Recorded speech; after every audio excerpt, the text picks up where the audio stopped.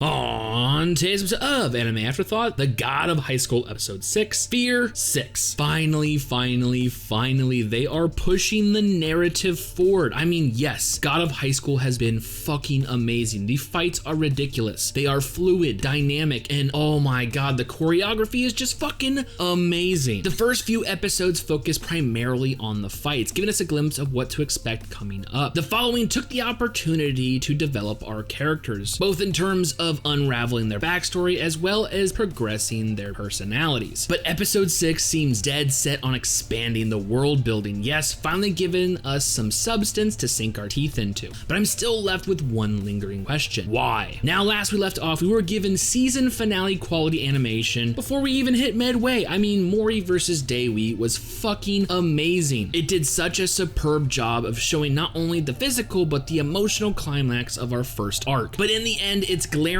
obvious that we still lack a lot of information on this world, something that episode 6 is quick to remedy. Now, starting out today's episode, we finally get to see more of Mori's grandfather, yes, Taijin. As Mori states in today's episode, he actually grew up in the mountains, and I'm assuming that's where Taijin currently is, just sitting out in the woods, you know, looking at the moonlight. And once again, just out of the blue, those shadowy hooded figures begin to appear. Yes, that mysterious cult seems intent on having Taijin join them, but after proclaiming he has no intentions to do so, the conversation is very quick to devolve, as we see later on in the episode. And thankfully, we'll learn later on that this group does actually have a name. It is Knox. Now, whether it be by coincidence or just some kind of innate instinct, it seems that Mori is currently focused on missing his grandfather. I mean, does he have some kind of attunement with him? Like, he can tell that shit's going down with Peepaw over there? Not 100% sure, but you can tell that Mori's actually, you know, missing him. I just have to say, the dude seems a little depressed for a guy who just won the Seoul preliminaries. But if, like me, you thought he would be the only one moving on to nationals, you were dead fucking wrong. As we see in a live broadcast, it seems that the nationals will now be a 3-on-3. I mean, come on.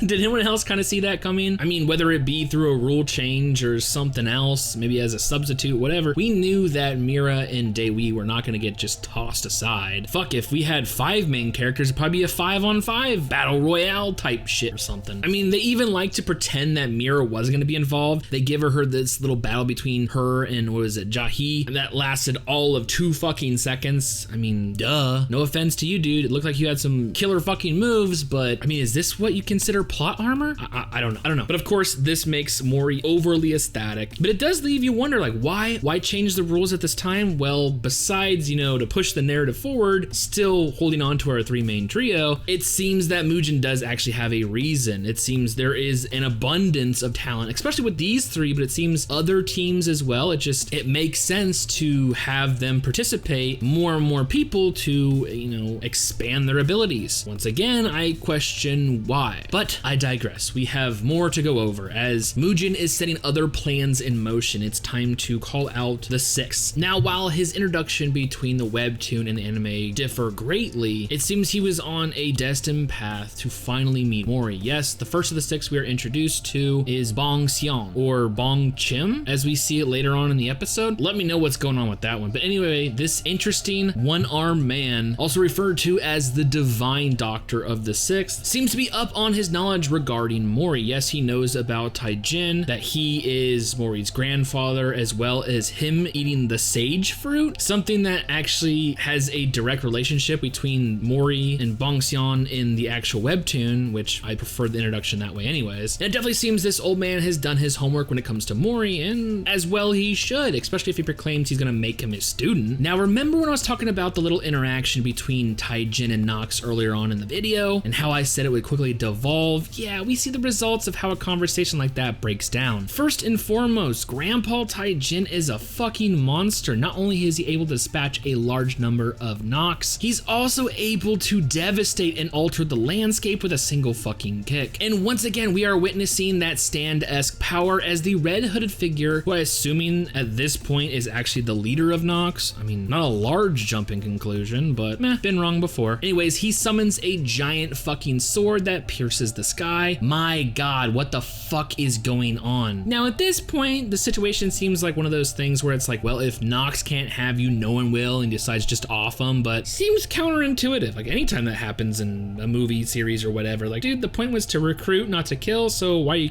I don't know. At least with the next scene, we get back to a little bit of a normalcy. We see that Mira is kind of having some inner conflict going on. She witnessed the all-out battle that was Mori versus Daewi, and she believes herself to be a third wheeler, just, a tag-along. What actually can she add to the group? Now, while Mira is deep in contemplation, as luck would have it, she would run into the announcer. You know the one I'm talking about, the one with the common eyeglasses and the Usopp nose. Well, his real name is Jimbangsa. Now, while I said as if by luck, it seems it's actually a well-coordinated attempt to interact with our main trio, as we see that the announcer is trying to give Mira a pep talk, Mori's training is interrupted with Bong Seong, and Mujin is talking to Daewi. And this is where we get a large amount of information. Finally, the giant stand-esque we're talking about in every single episode we've seen it so far, like what the fuck is his power, what the fuck's going on. We've seen a giant Joker / Harlequin looking motherfucker with a scythe. We get this old school samurai. Now we get a fucking giant sword piercing the heavens. Like, what the fuck's going on? Well, it's Charyeok or Charyeok. It's referred to as the borrowing power. Yes, it seems there are certain individuals that are allowed to borrow mystical powers from gods and shit. Like, what the fuck? What the fuck? Like, I knew some shit was up with that, but like, what the fuck is going on? Like, Mujin goes into to tell Daewi, like, oh, that's the point of the god of high school, to suss out those with this ability, and I guess to like progress them. Once again, lingering question, why? What's the purpose? Back at Mira's conversation with the announcer, we found out some really weird shit too. Did you know this motherfucker was blind? Like, he literally is blind. And it turns out she has a connection to that. It was actually the Moonlight Sword that made him fucking blind. Like, oh my god. Talk about your fucking continuity, right? Now, while it does seem the announcer did a great job at reigniting Mira's spark, setting her in the right direction, unfortunately, his tale seems to take a devastating turn, as he is soon confronted by a member of Knox. And let's just say we find out later on that it doesn't go so well. In fact, it seems he's not the only one that has fallen victim to Knox. Now, before we get to the end of today's episode, we go in this montage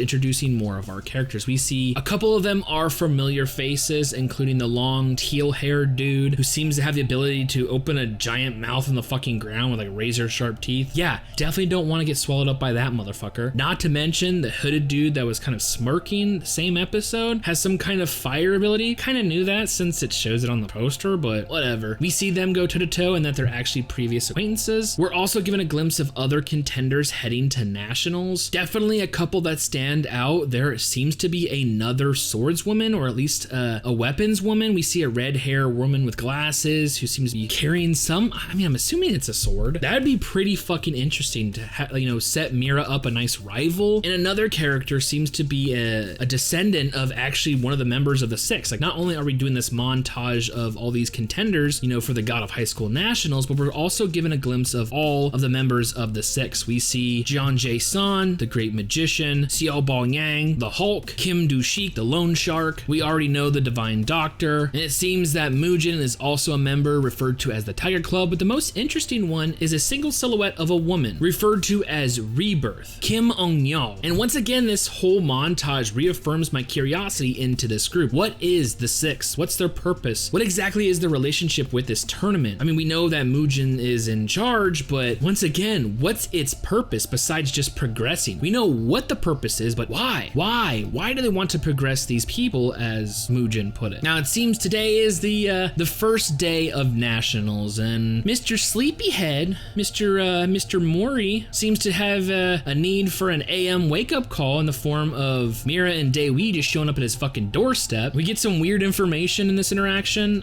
First of all, it seems Mori might know acupuncture, or at least something to do with nerves and shit, as we see he fixes Mira's arm, or at least alleviates the pain due to her training, i.e. we learn that she's training hard enough to throw out her fucking shoulder. But the most interesting piece of information, Mori doesn't have parents. We see a picture frame with two adults and him dressed up in a nice little suit. By the way, hashtag cuteness right there. Mori in a little fucking little blue suit, little Detective Conan-esque suit. Yeah, it turns out the grandfather sent him away from the mountains to go to school, and it might cause too much confusion or, suspiciousness if he didn't have a family, so he hired two randos to take that picture with? Like, what the fuck is going on? But we see that Mori is just raring to fucking go. And when we see the announcer is, you know, giving information for the battles, it's a different dude. Mira is completely quick to pick up on this. I wonder what happened to the other announcer. And we see the aftermath. His tale was devastating. Obviously, he did not live his encounter with Knox. Not only that, we end today's episode with the green-haired judge, the one with the glasses that actually fought Mori, skewered by a giant sword in front of the same member of Knox that took out the announcer. Like, what the fuck? So like I said, the other episodes really did set a good foundation of what to expect when it comes to the aesthetics, the battles, the overall action in the series, which seems to be its primary focus. And even later on, it was developing the characters themselves, you know, portraying their personalities as well as giving them emotional development, giving them a tragic past, and then, you know, working to overcome that. But today's episode is finally focusing on world building. We get a ton of information. Charyeok, Knox, the Sixth. We get introduced to a bunch of new characters. They're expanding the world, and it does make sense. They start out small. It's the Seoul. It's regional. Now we're going to nationals, and then